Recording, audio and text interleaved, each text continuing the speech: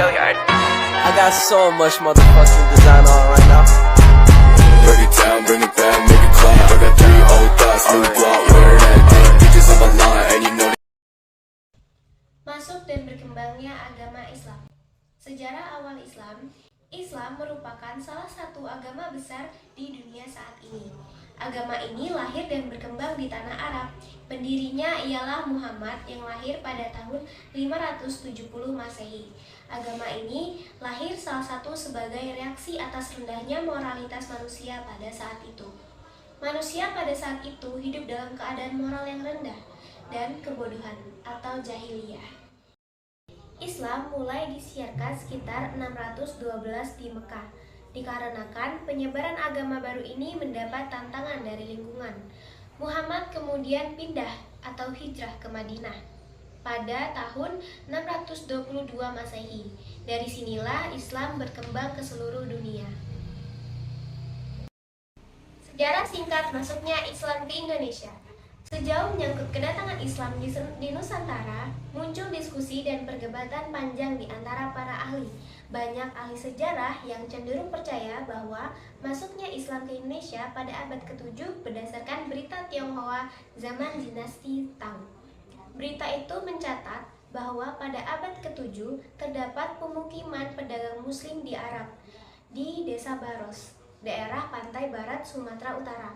Namun, ada pula yang berpendapat bahwa Islam masuk ke Indonesia pada abad ke-11 karena ditemukan makam panjang di daerah Leran Menyar, Gresik, yaitu makam Fatimah binti Maimun dan rombongannya. Pada makam itu terdapat prasasti huruf Arab Riqa'ah yang berangkat tahun dimasehikan 1082. Adapun pendapat yang menyatakan Islam masuk Nusantara pada abad ke-13 Masehi lebih menunjuk pada perkembangan Islam bersamaan dengan tumbuhnya kerajaan-kerajaan Islam di Indonesia. Berkembangnya agama Islam di Indonesia. Peranan kaum pedagang. Malaka merupakan pusat transit para pedagang yang sekarang adalah Kabupaten Malaka. Selain itu, bandar-bandar di sekitar Malaka seperti Perlak dan Samudra, Pasai juga didatangi para pedagang. Mereka tinggal di tempat-tempat tersebut dalam waktu yang lama untuk menunggu datangnya angin musim. Pada saat menunggu inilah terjadi perbauran antara pedagang dari berbagai bangsa, serta antar pedagang dan penduduk setempat. Terjadilah kegiatan saling memperkenalkan adat istiadat, budaya, dan juga bahkan agama. Tidak hanya melakukan perdagangan, bahkan juga terjadi asimilasi melalui perkawinan. Perdagangan-perdagangan tersebut berasal dari Arab, Persia, dan Gujarat, yang umumnya beragama Islam. Hal ini berlangsung terus selama bertahun-tahun, hingga akhirnya muncul sebuah komunitas Islam yang membentuk sebuah pemerintahan Islam. Dan disitulah lahir kesultanan-kesultanan Islam di Nusantara kita. Teori masuknya Islam ke Indonesia. 1. Teori Gujarat. Teori yang dikembangkan oleh Snap Honderwood ini mengusulkan bahwa Islam masuk ke Indonesia melalui hubungan perdagangan dengan Gujarat khas India.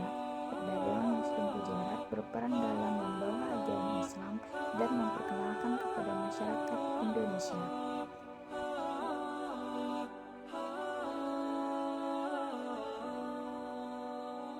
Teori Mekah atau Arabia, teori yang dikemukakan oleh para sejarawan Barat, Van Lier, Toan Arnold, Clifford Nieman, dan D. Hollander, ini menghubungkan masuknya Islam ke Indonesia dengan pusat Islam di Mekah.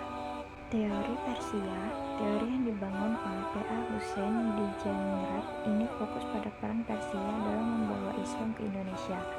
Perdagangan Persia yang berlayar melintasi jalur perdagangan maritim membawa tidak hanya barang dagangan tetapi juga membawa ajaran Islam.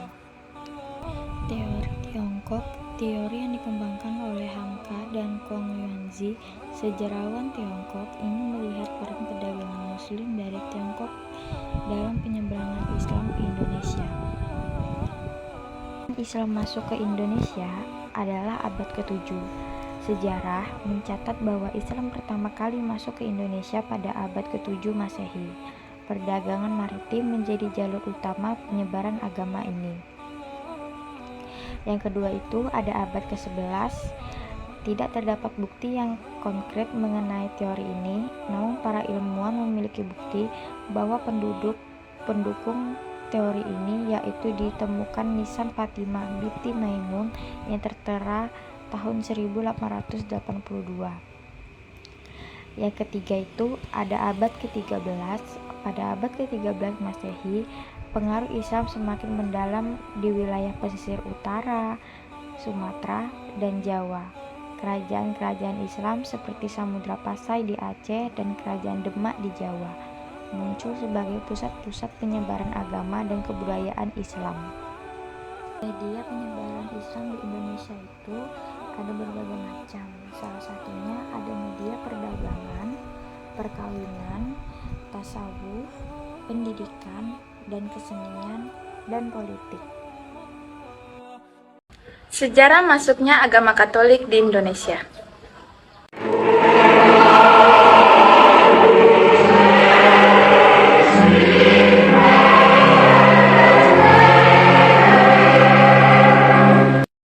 Di era penduduk Portugis pada awal abad ke-16, semangat menjelajah samudra untuk mencari sumber rempah-rempah membawa bangsa Portugis yang beragama Katolik hingga ke Malaka.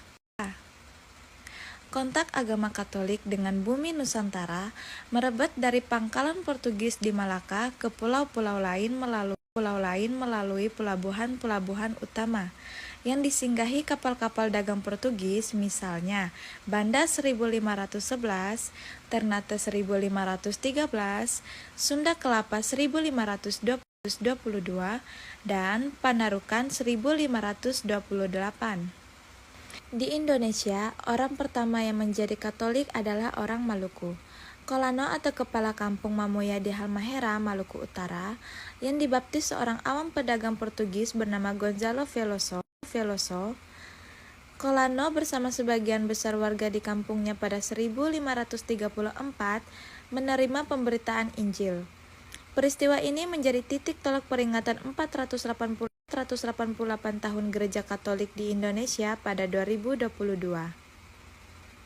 Kedatangan para pelaut Portugis di Kepulauan Rempah-Rempah di Indonesia diikuti oleh para imam Katolik untuk menyebarkan Injil. Pastor Simon Vaz OVM membaptis lebih dari 5.000 orang sekitar 1534 di Halmahera.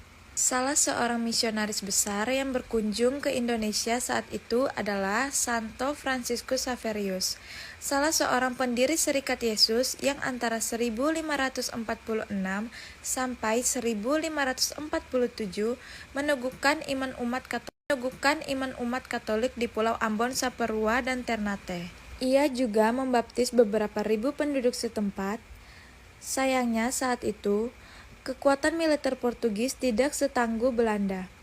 Portugis kemudian terusir dari Indonesia. Antara tahun 1619 sampai 1799, kekuatan militer Verenigde Oost-Duitse Compagnie atau VOC di Indonesia berhasil merebut dan memonopoli perdagangan rempah-rempah dari Portugis.